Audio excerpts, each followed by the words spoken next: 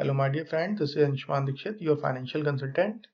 आज हम बात करने जा रहे हैं what is the benefit of staying invested in the long term. लंबे समय तक अगर आप इक्विटी में या म्यूचुअल फंड्स के थ्रू या एसआईपी के थ्रू इन्वेस्टमेंट करते हैं तो आपको क्या एडवांटेज मिलता है, और पावर ऑफ कंपाउंडिंग आपका लॉन्ग टर्म इन्वेस्टमेंट में किस तरह से रोल प्ले करता है। बहुत एक्साइटिंग इंटरेस्टिंग वीडियो होने जा रहा है। अगर आप इस वीडियो को पूरा देखेंगे और उसको इम्प्लीमेंट करेंगे अपनी प्रैक्टिकल लाइफ में तो आप ट्रेमेंडस अमाउंट ऑफ वेल्थ क्रिएट कर सकते हैं, इट्स गारंटेड। तो इस वीडियो को अच्छे से देखिए और उसको अपने इन्वेस्टमेंट में इम्प्लीमेंट करने की कोशिश करिए। अगर आपके कोई डाउट्स होते हैं तो कमेंट करके मुझे पूछिए। जनरली म्यूचुअल फंड्स में इन्वेस्टर को सारे एडवाइजर्स के थ्रू एक एडवाइस दी जाती है कि आप लॉन्ग टर्म इन्वेस्टमेंट करिए। बेसिकली लॉन्ग टर्म इन्वेस्टमेंट और पावर ऑफ कंपाउंडिंग इक्विटी के केस में बहुत बेहतरीन तरीके से वर्क करता है। डेट में भी करता है, एफडी में भी करता है, आरडी में भी करता है। अल्बर्ट आइंस्टीन ने कहा था power of compounding the 8th wonder of the universe. तो ये बिल्कुल सत्य बात है और इसको हम लोग अभी कैलकुलेटर के माध्यम से, एसआईपी कैलकुलेटर के माध्यम से समझेंगे भी। तो बेसिकली हम लोग लॉन्ग टर्म इन्वेस्टमेंट की बात क्यों करते हैं? इक्विटी में बेसिकली लॉन्ग टर्म इन्वेस्टमेंट की बात इसलिए की जाती है क्योंकि शॉर्ट टर्म में मार्केट काफ़ी वोलेटाइल होता है। और अगर आपने, जैसे अभी का मैं एग्जांपल लूँ कि ड्यू टू कोविड-19 मार्केट में अच्छा खासा करेक्शन आया हुआ है और जिसने भी 1, 2, 3 साल के अंदर इन्वेस्टमेंट किए होंगे वो इस समय अच्छा खासा करेक्शन देख पा रहे होंगे अपने पोर्टफोलियो में, अपने खरीदे हुए स्टॉक्स में। तो लेकिन शायद जिसने 2008-9 की मंदी में इन्वेस्टमेंट किया होगा, जब इंडेक्स का लेवल लगभग 7-8 हज़ार के आसपास था, वहां से अभी भी वो 300% के प्रॉफिट में बैठा है। तो बेसिकली अगर आपने 10 साल, 15 साल, 20 साल, 25 साल के टाइम होरिजन में इन्वेस्टमेंट किया है तो इक्विटी आपको एज एसेट क्लास एक बेहतरीन रिटर्न बना के देती है। शॉर्ट टर्म में ये हो सकता है कि ड्यू टू कोई अनसर्टेनिटी, एपिडेमिक या कोई भी फाइनेंशियल क्राइसिस, कोई वॉर, कोई नेचुरल डिजास्टर, किसी भी वजह से मार्केट गिर जाए। क्योंकि basically stock market, equity market sentiments पे चलता है। तो सेंटीमेंट शॉर्ट टर्म में बनते बिगड़ते रहते हैं, बट हमें एक चीज़ ये पता है कि हिंदुस्तान में अगर हम रह रहे हैं तो हमारे आने वाला कल आज से बेहतर होगा। अगर आपको भी ये लगता है कि हमारे आने वाला कल आज से बेहतर होगा तो आप इंडियन इकोनॉमी में, इंडियन जीडीपी में, इंडियन भारत के भविष्य पे इन्वेस्टमेंट कर सकते हैं। दैट इज कि आप इंडिया के स्टॉक मार्केट में, इंडिया के इंडेक्स में इन्वेस्ट कर सकते हैं, बेट कर सकते हैं उस पर।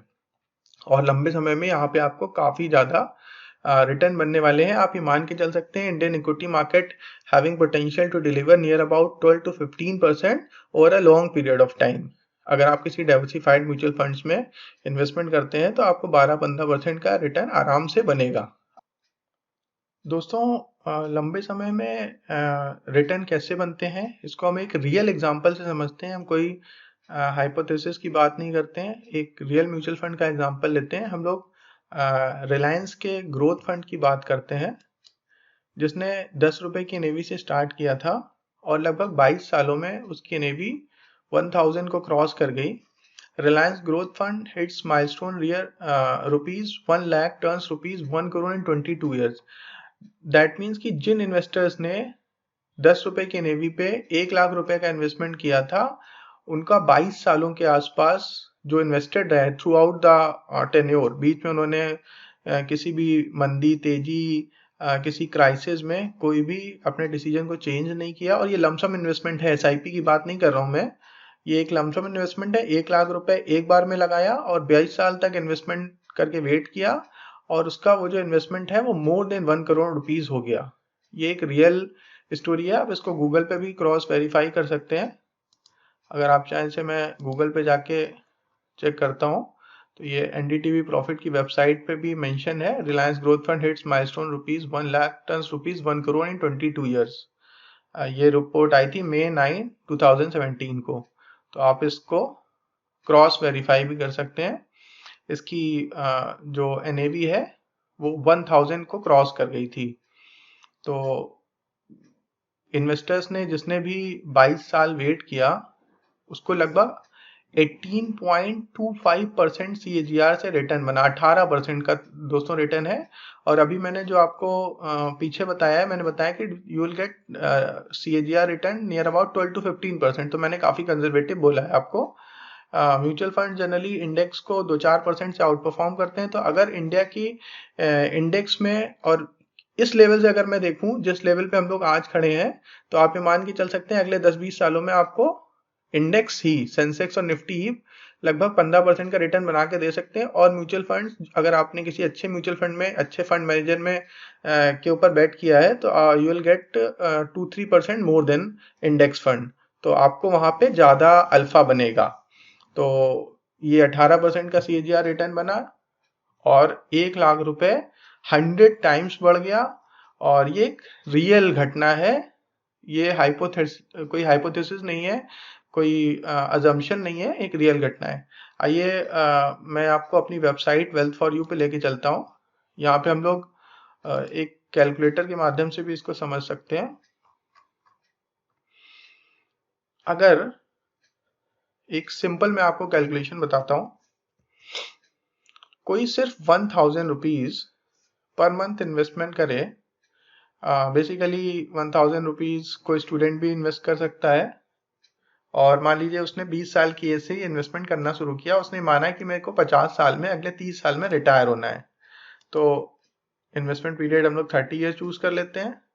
और जैसा कि अभी मैंने आपको दिखाया कि स्टॉक मार्केट में हमें 18% तक के रिटर्न, रियल रिटर्न मिल सकते हैं। इंडेक्स ने भी पीछे समय में, अगर हम उसमें डिविडेंड एडजस्ट कर दें, तो आराम से 18% के रिटर्न्स दिए हुए हैं। तो सबसे पहले हम लोग ये काउंट करते हैं कि अगर हम किसी फिक्स डिपॉजिट में इन्वेस्ट करते हैं 1000 रुपीज, और हमें डेट म्यूचुअल फंड में 8% का रिटर्न बनता है, तो कितना पैसा इकट्ठा कर पाएंगे। तो देखिए 8% एनुअल रिटर्न के हिसाब से अगर हम 1000 रुपीज पर मंथ यानी साल का 12,000 और 3,60,000 30 सालों में टोटल इन्वेस्ट करते हैं, तो हमारी मेच्योरिटी वैल्यू बन जाएगी लगभग 15 लाख के आसपास। 15 देखिए दोस्तों, ये लिख के आ रहा है 15 लाख 30 सालों में। अगर इस पे 12% का रिटर्न मिलता है, यानी अगर हम किसी कंजर्वेटिव हाइब्रिड फंड में इन्वेस्ट करते हैं जिसमें डेट और इक्विटी का मिक्स होता है और उसमें ज्यादा रिस्क नहीं होता, बहुत कम रिस्क होता है, और 12% का रिटर्न आता है, तो आपके ये 3,60,000 जो आप 30 सालों में इन्वेस्ट करेंगे, 1,000 रुपए महीने करके, साल का 12,000 रुपए, वो बन जाएगा आपका दोस्तों लगभग 35 लाख रुपए।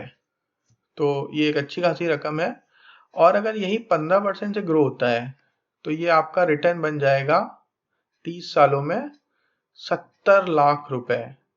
और दोस्तों अगर आपका जो रिटर्न है, वो जो मैंने अभी आपको रिलायंस ग्रोथ फंड का रिटर्न दिखाया 18.4%, तो हम लोग अभी 4 नहीं लेते, सिर्फ 18% से कैलकुलेट करते हैं, तो ये बन जाएगा आपका 1,43,00,000। ट्रेमेंडस अमाउंट, एक्स्ट्राऑर्डिनरी वेल्थ क्रिएशन।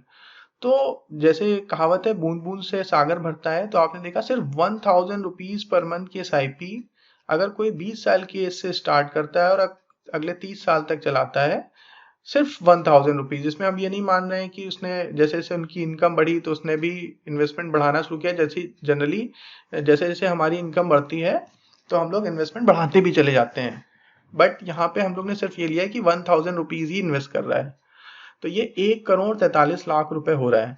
तो इससे ह्यूज अमाउंट। आगे चल के हम इसमें मान सकते हैं कि इन्फ्लेशन भी एडजस्ट होगा, बट इन्फ्लेशन एडजस्ट करने के बाद भी 1,43,00,000 नियर अबाउट 1.5 करोड़ एक बहुत बड़ी रकम होती है।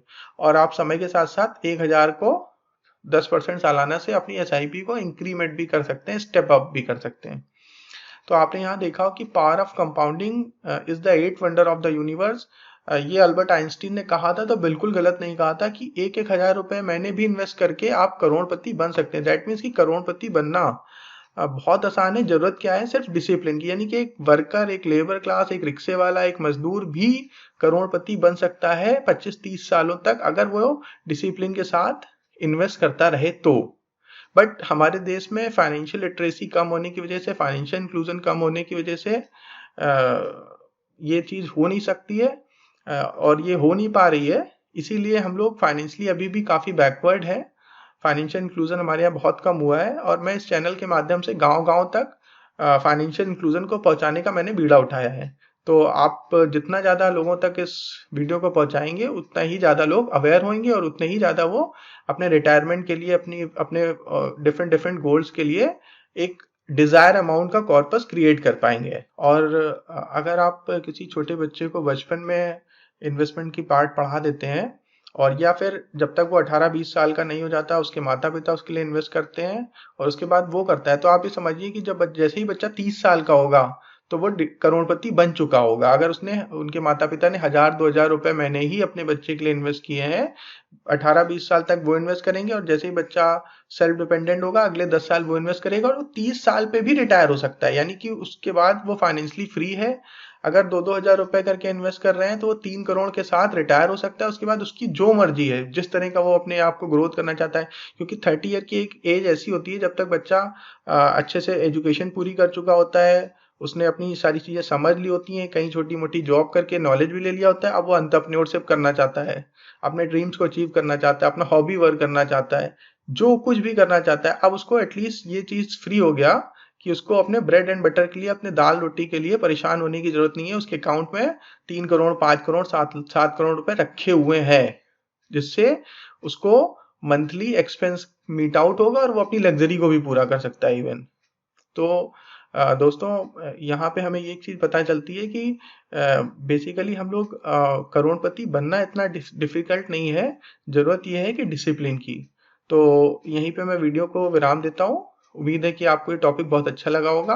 अपने दोस्तों के साथ जरूर शेयर करिएगा इसको, चैनल को लाइक करिए, सब्सक्राइब करिए और फाइनेंशियल इंक्लूजन के लिए जो मेरी ये यात्रा चल रही है, मैं पूरी अपनी कंट्री को फाइनेंशियली लिटरेट करना चाहता हूँ, उसमें मेरा सहयोग करिए। Thank you very much.